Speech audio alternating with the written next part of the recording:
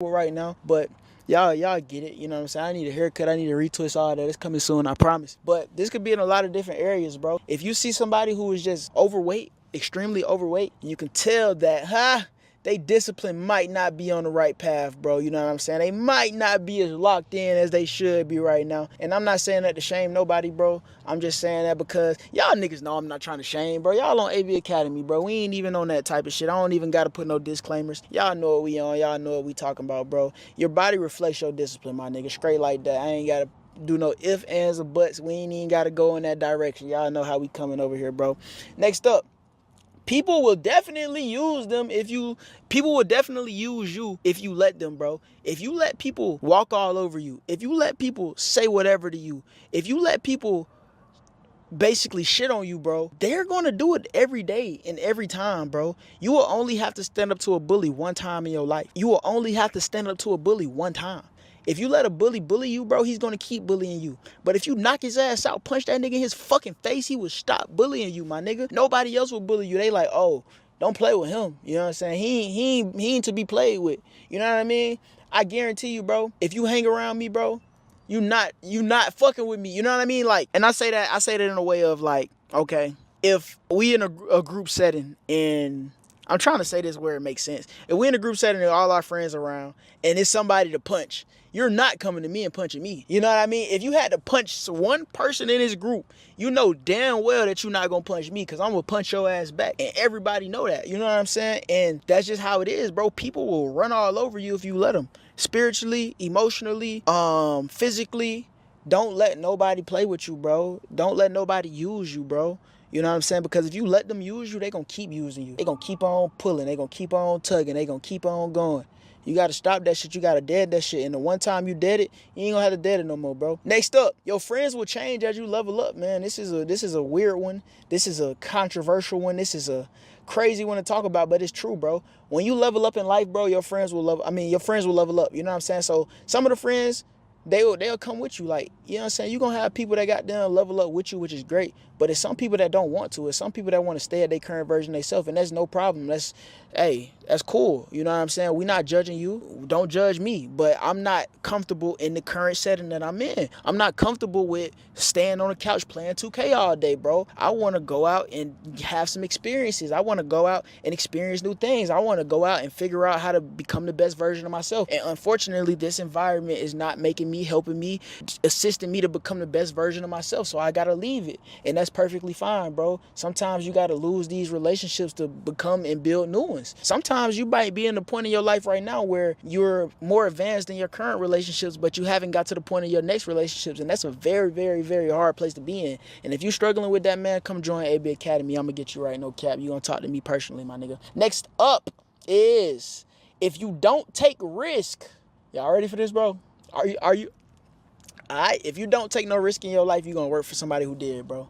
You know what I mean? I'm a risk taker, my nigga. I take risk all the time. Whether that's financial, whether that's emotional, whether that's physical. I'm gonna take that risk, bro. You know what I mean? And I'm gonna live with the consequences and roll with the punches, bro. Cause I understand that it took a risk to get to the point that I'm at right now, my nigga. You know what I'm saying? If I didn't take a risk and drop out of college, if I didn't take a risk and pursue content creation, if I didn't take a risk and say, fuck how y'all feel, I'm gonna do it my way, I wouldn't be here right now, bro. And I'd be in the same cycle that everybody else was in back then that I've been hanging around, my nigga. I had to take a risk. I had to jump off that porch, and I'm so glad that I did, because now I'm able to wake up at my own time. I'm able to set my own hours. I'm able to spend money how I want to spend money. I'm able to go out if I want to. If I don't want to go out, I'm not. If I do, I will.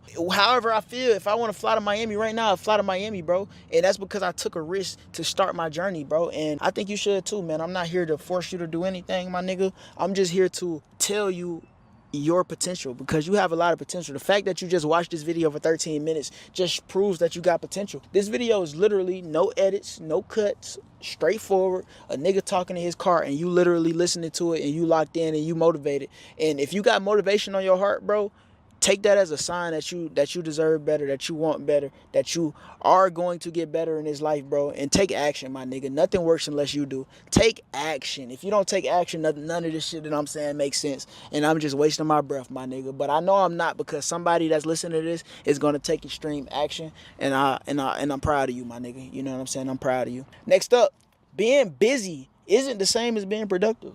You could be busy as fuck and not be productive, bro. I'm a fucking, what's it called? I'm a believe, not a believer.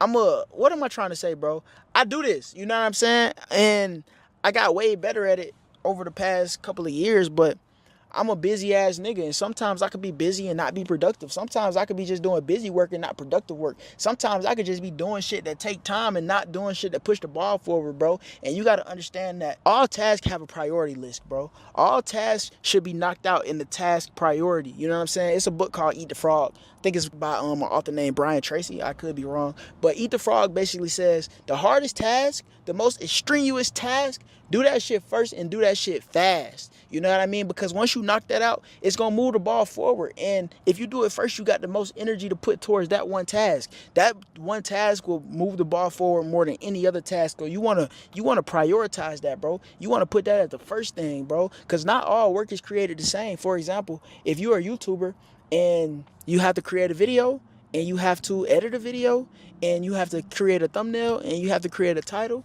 and you have to create a description, don't fucking create the description first, nigga. Create the video first. The description gonna happen regardless, my nigga. Why you worried about the description and your tags and your profile? Fuck that. I'm screaming this shit in the parking lot. Fuck that shit, bro. You know what I'm saying? Like, bro, make the video first. Eat the frog, bro. Do the hardest shit first. And you know what the hardest shit is, bro. Don't come asking me what's the hardest thing. You know, bro. You know what I'm saying? You're not slow. You just kind of scared right now, bro. And I don't even want to say you lazy. You just procrastinating because you fear the result. Don't fear the outcome. Don't fear the result, bro. Let's get this money, bro. Let's get this shit. And I'm going to give y'all a bonus one since you stayed this far. Is the only thing you have when you're going through depression, when you're going through hard times, when you're going through death, real life you can't Google that, man. You're alone. You're alone. You may have a shrink you're going to. You may have a best friend you're going to. But there's 24 hours in the day where you're alone in this brain. And your brain is talking to you in all kind of ways. And it wants to control you and pull you in these different pockets. If you can't control your own brain and your brain controls you, you got to tell your brain where you want to go and how you want to go and how you want to get there. You got to control it. If not, it's over. What existed for me was, okay, man, how am I going to make this work? And all I knew back then was hard work. The only way anything gets accomplished. That's all I heard back in those days. You gotta work hard. You gotta work hard. I'm not getting I can't get this paragraph. I can't remember what the f***'s in this paragraph to pass this test to get in the military. Read again. Still not getting it. Read again. But if you're not getting it, write it out. And that's how I started learning. Okay, well, I gotta write out everything I do. And then write it out again, and write it out again. And guess what happened? I got it. I can't swim. I'm negative buoyant.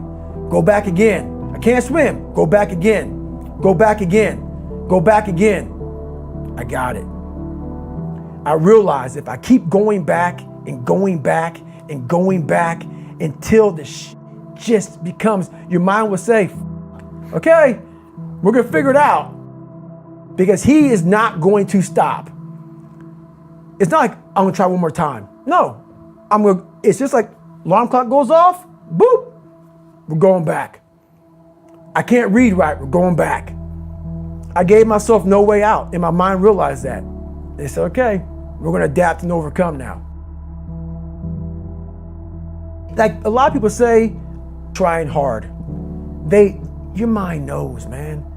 It knows this guy's bull. Me, man, this guy's lying. There's no truth behind it. When I was in Navy SEAL training, people go, how were you there for 18 months? The program was only 6 months long. You were in 3 hell weeks in 1 year. No one's ever done that. How did you do that? I talk about the new norm. When I lived in a $7 a month place when I was growing up for a short period of time, I loved it. I didn't know any different. That was my norm.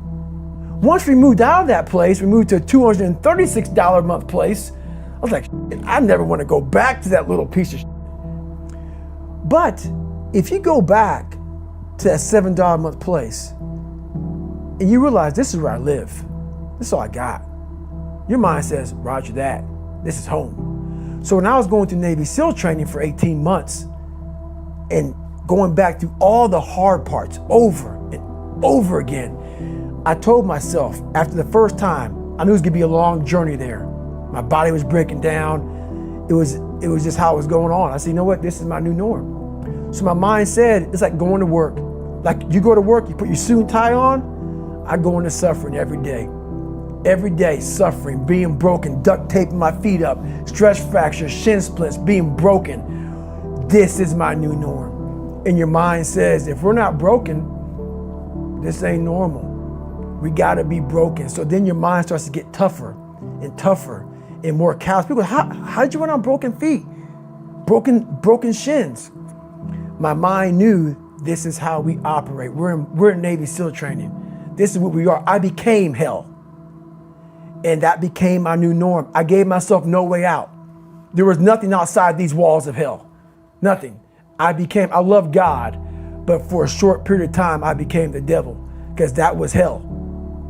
I became the boss, the owner, the CEO of Navy SEAL training. That was my mindset. And that's how you get through things. You immerse yourself in wherever it is, and you become that.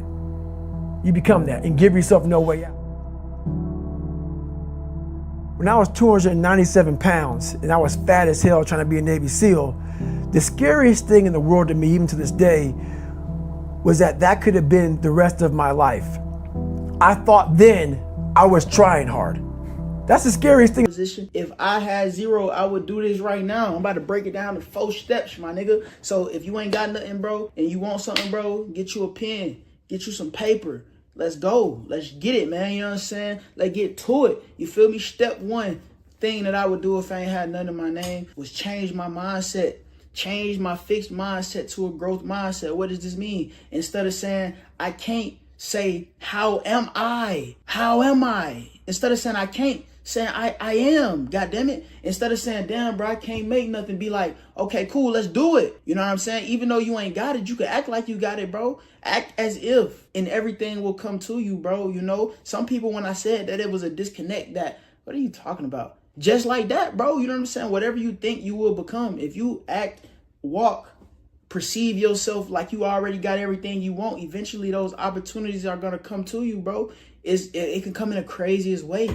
Walking outside right now, your head down, you slumped over. Nobody gonna approach you with $1 million opportunity. But if you walk outside like you already that millionaire, bro, people are gonna be more open to talking to you, more open to giving you something, more open to giving you that job interview. Imagine going to a job interview as 2 different people. Person number 1, you all slumped over, you depressed, you sad, you mad. And imagine going as person number 2, walking in like you already got the job. If you go into a job interview, bro, walk in like you own that motherfucking job, bro. Walk in like you are the correct person for that job, for that opportunity. And if they pick somebody else, they lost. They missed out. You know what I mean? That's how your mindset is supposed to be with anything in your life. So step number 1 thing that I would do if I was at 0, bro, I would fix my mindset. I would course correct my mindset to be that type of person that could be an attainment of everything that I want. You know what I'm saying? That's step number 1. You feel me? Step number 2, I would get some type of income rolling in. Notice how I just said in step number 1, change your mindset, walk into that job interview like you him. Okay, cool. So step number 2, guess what we gonna do? We gonna put some action behind that shit and we gonna get us some income rolling in. So how will we do that? Go on a job finding website, my nigga. You know what I'm saying? Apply for every job in your area. Apply for all the jobs that you want in your area. You don't gotta take nothing that you don't want out of this life, you feel me? Not saying that this is your last point, not saying that this is your last step, but shit, we gotta get some type of income rolling in because we gotta get to step number 3, because step number 2 is going to ultimately take us to that step number 3. Get some income rolling in. Get your job list right. You know what I'm saying? Say you applied to 5 jobs in your area. You like all them 5 jobs. Guess what you're going to do? You're going to go to each and every one of them interviews in your best dressed attire, walking in, standing tall, head up, eye contact, firm handshakes, and you're going to get every single position. And that from there, you can choose which one you want. You can choose which one got the better hours. You can choose which one is closer to your home. You can choose which one will bring you the better opportunities. Who can I talk to in this job to move me further up the ladder? You got to move with that type of confidence. You got to move with that type of integrity, that type of ain't nobody fucking with me type of attitude, type of demeanor, because that shit shows, bro, and that shit gets you far. You know what I mean? When you standing chest out like this, bro, you feel me? That's why I tell y'all to work out too, bro. You know what I'm saying? Because that shit matter. I literally was somewhere one time. I'm not gonna tell you exactly the experience, but I was somewhere before. It's not too long ago. It was probably like 2 months ago. I was there, and it was a big name person in there, not like famous, but he in his career path, he was up there. You know what I mean?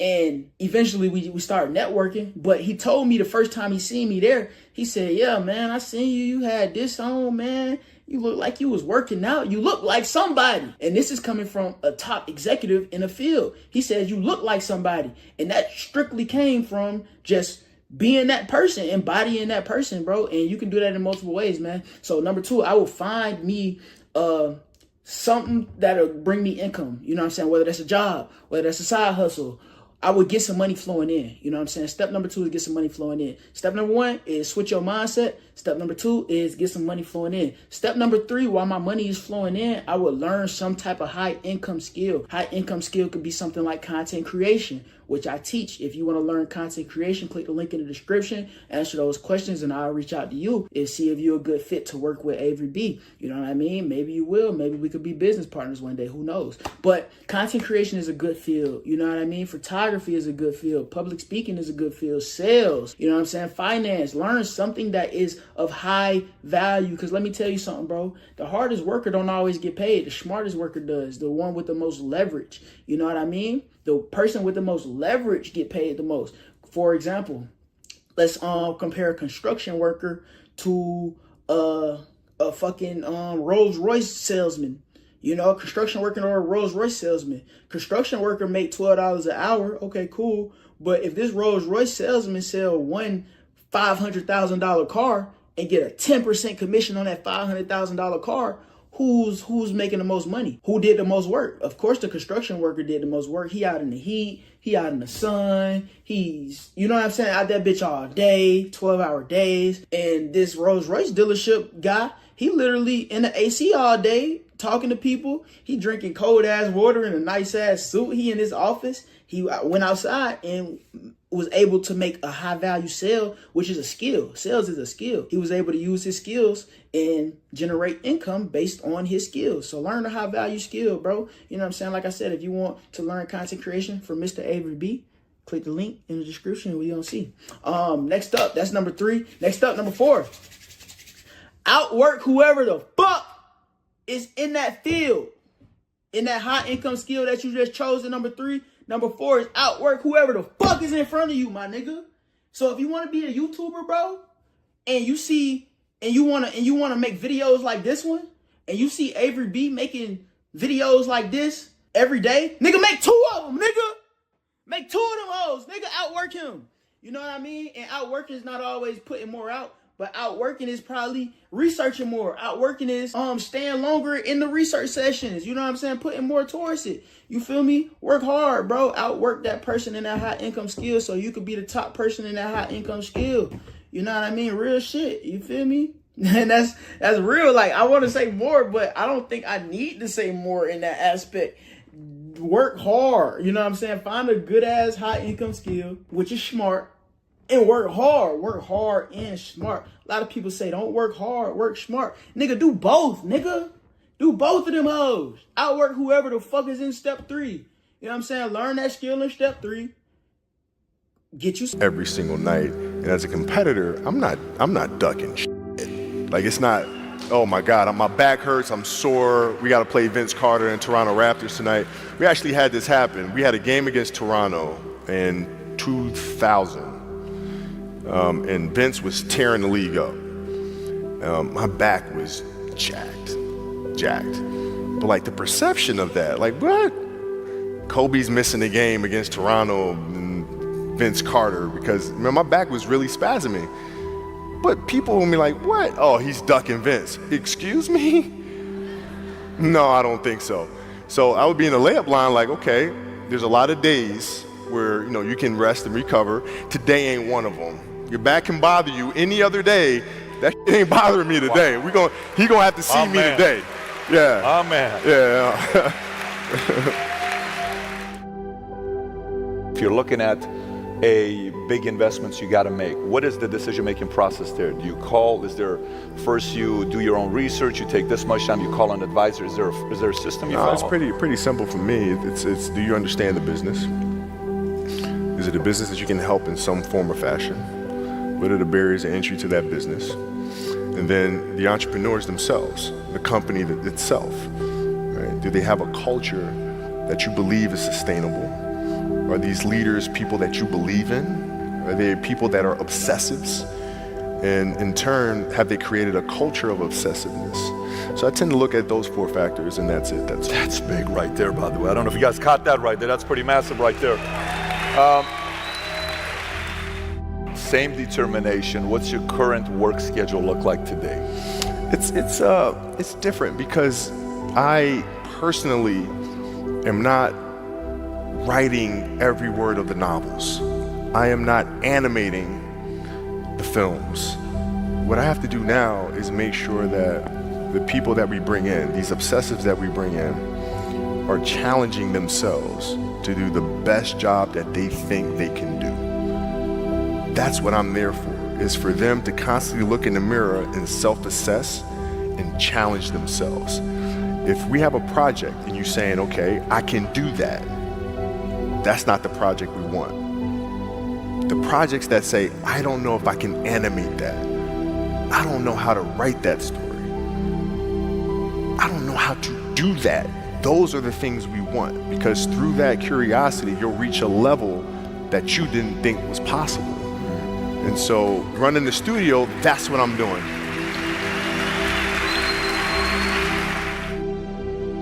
You're playing against the Golden State Warriors. Score is 107-109. You guys are close to getting into the playoffs. You know exactly what happens in the game. You go up, you're about to take your shot, and then all of a sudden, boom, Achilles happens, right? He went and hit the free throws, and then you walked off the stage. Yeah. And you got the surgery done.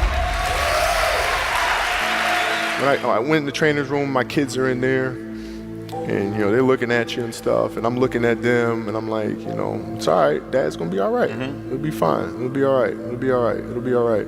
As a parent, you gotta set the example. You gotta set the example. This is another obstacle. This obstacle cannot define me. It's not gonna cripple me. It's not gonna be responsible for me stepping away for the game that I love. I'm gonna step away on my own terms. And that's when the decision was made that